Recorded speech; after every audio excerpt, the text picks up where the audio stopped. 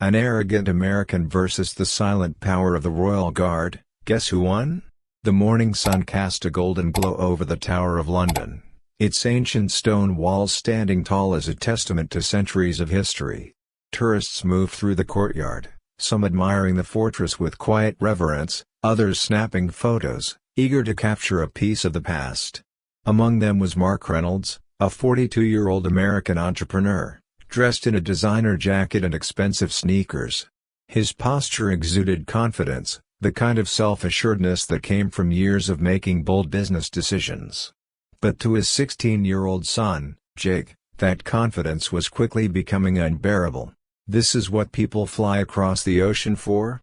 Mark scoffed, his voice cutting through the early morning chatter. "A bunch of old rocks?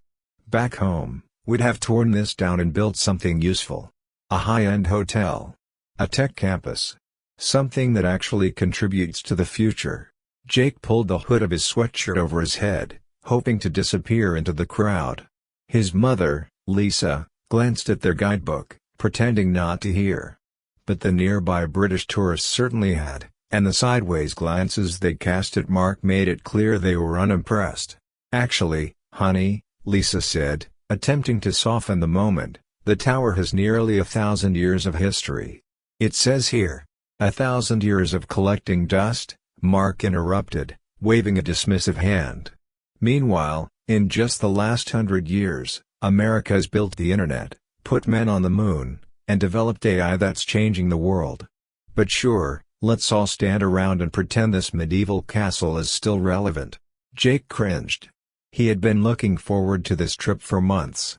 His AP history teacher had made Britain's past sound fascinating, and now, instead of soaking it in, he was stuck listening to another one of his dad's lectures about American superiority. As they moved further into the courtyard, Mark continued his commentary.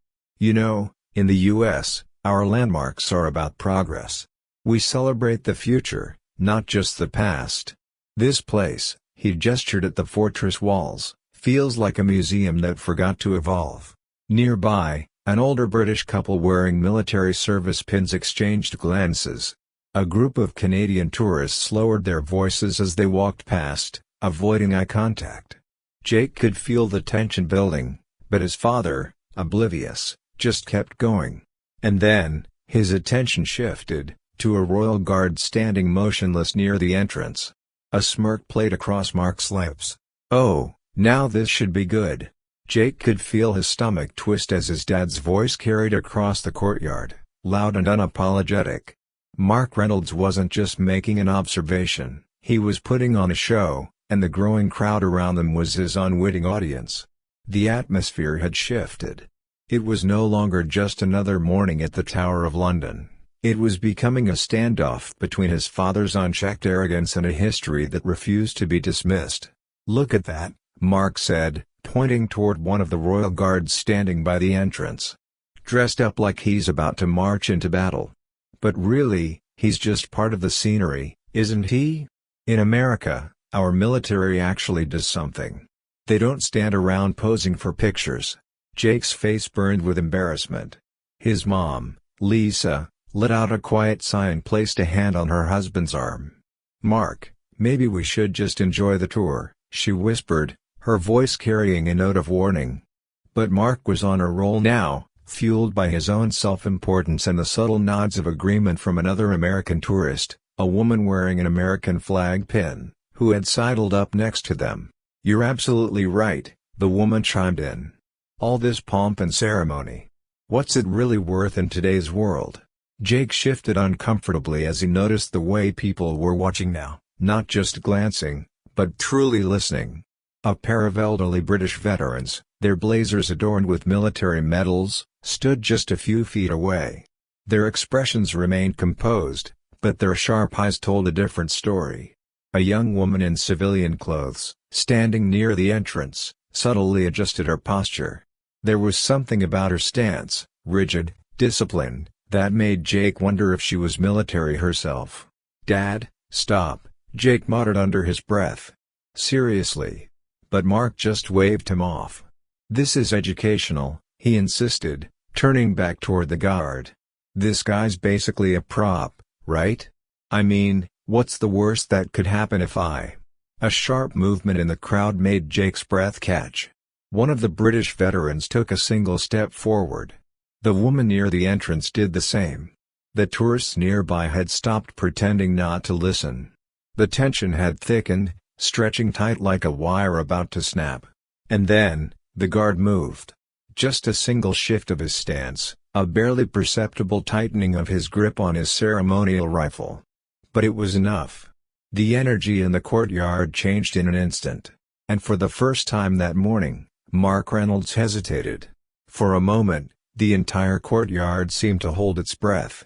The Royal Guard, who had stood motionless through Mark's condescending remarks, made the smallest of movements, a shift in stance, a tightening of his grip on his rifle. It was subtle, but it sent a ripple through the crowd. The air around them grew heavier, the tension almost tangible. Jake swallowed hard. His father, however, seemed completely oblivious. If anything, Mark took the shift as an invitation to push further. He chuckled, turning to the American woman beside him. "See? Even he's getting bored standing there," Mark said, grinning. "Can't blame him. Must be exhausting playing dress-up all day." Lisa's fingers dug into Mark's sleeve, her voice low and urgent. "Mark, that's enough." But it was already too late. In a single, fluid motion, the Royal Guard's rifle snapped to attention with a resounding crack.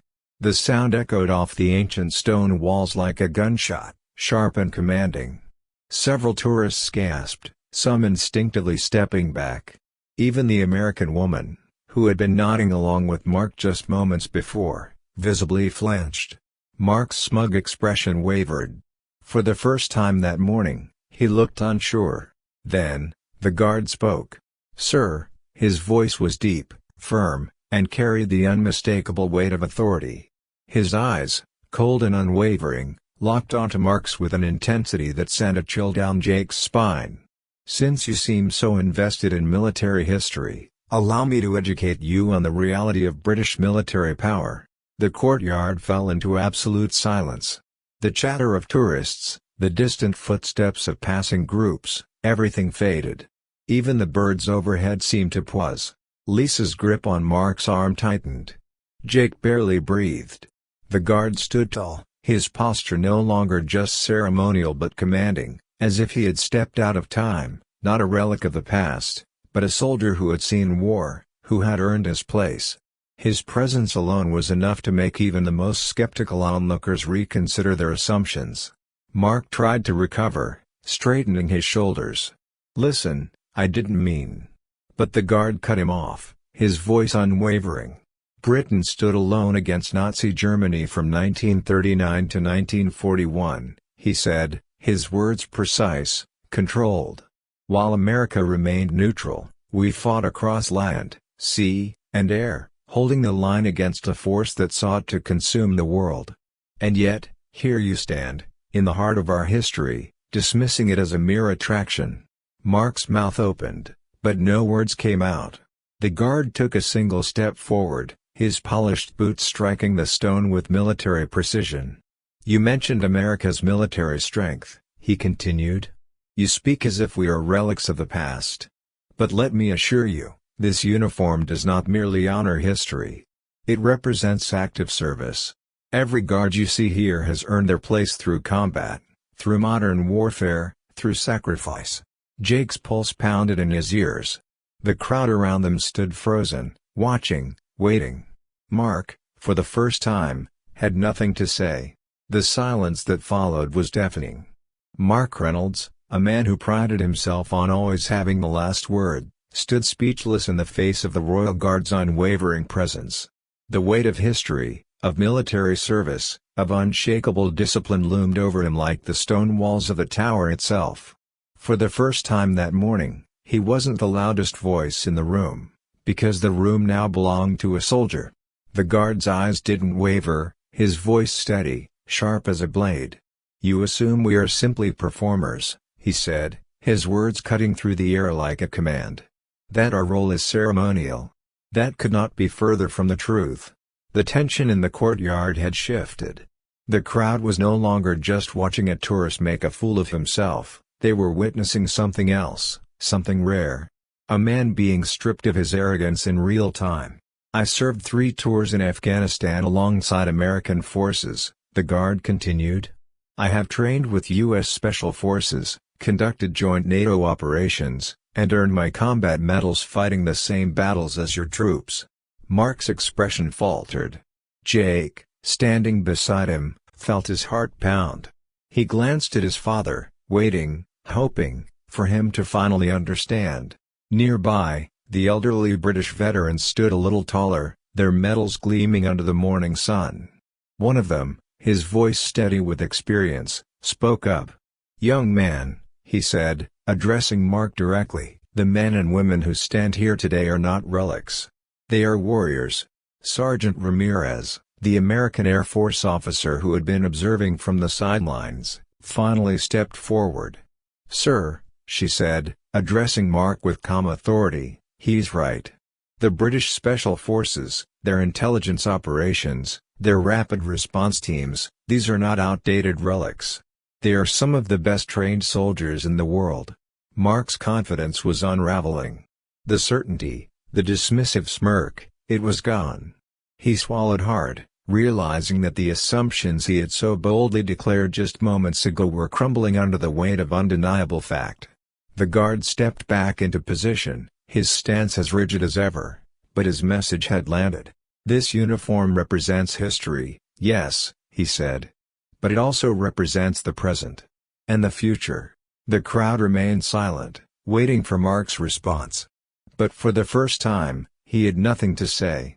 Mark Reynolds stood frozen, his mouth slightly open, but no words came. The weight of the guard's statement, the sharp precision of his voice, had cut through Mark's bravado like a blade.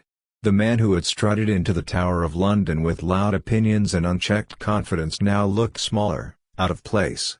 Lisa, his wife, gently placed a hand on his arm, her grip firm but not unkind. "Mark," she said quietly, "maybe it's time to listen." Jake, standing beside her, could barely believe what he was seeing. For the first time in his life, his father, always the loudest in the room, always the one with a comeback, had nothing. No witty retort, no dismissive remark. Just silence. The British veterans standing nearby watched with quiet satisfaction, their posture unshaken. One of them gave a slow, deliberate nod toward the guard, a silent acknowledgement of the man's discipline and service.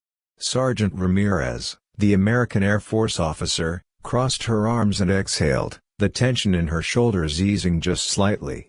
Mark finally took a deep breath and adjusted his collar, a nervous habit that now felt almost ridiculous. "I appear to have spoken from a position of inadequate information," he admitted, his voice lacking the usual confidence. The guard remained still, his expression unreadable. But there was something in his presence, an unspoken understanding, a silent lesson delivered not through anger, but through unwavering truth. Lisa looked at the guard, then at the tower itself, the weight of history settling over her in a way she hadn't expected. "My grandfather served in the Royal Air Force during World War II, she said softly, her voice carrying across the quiet courtyard. "He fought before America entered the war. I guess I should have told you that before we came here." Mark exhaled sharply, rubbing the back of his neck. His son, Jake, stepped closer, his voice hesitant but firm. "Dad, in history class, we learned that Britain cracked the Nazi code. If they hadn't, we might not have won the war." Mark met his son's eyes, something shifting behind his own. He gave a small, almost imperceptible nod. Then, turning back to the guard, he cleared his throat. "I think," he said slowly, "we'd benefit from learning a little more." The yeoman warder leading the tour stepped forward. "Perhaps, sir," he said with polite professionalism, "you'd like to hear about the tower's role in modern military operations?" Mark hesitated, then nodded. "Yeah. I think we would." As the group moved forward, the Royal Guard resumed his position, his posture unchanged. The lesson had been given. And, finally, it had been heard.